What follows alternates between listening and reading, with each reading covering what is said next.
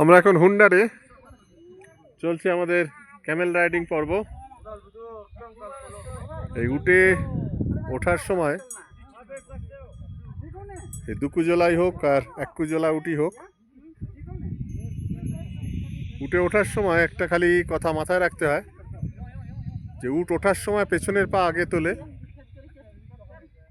আর নাবার সময় সামনের পা আগে নাবায়। ধরুন আমি দেখাচ্ছি।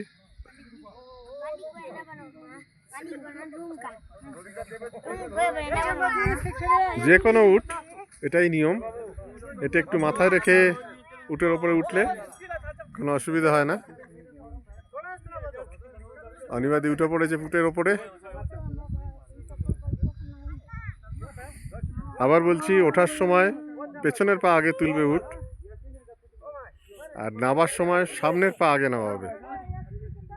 এইভাবে যদি আপনি নিজেকে একটু অ্যাডজাস্ট করে নিতে পারেন তাহলে উটের পিঠে ওঠার ভয় থেকে অব্যাহতি পাবেন।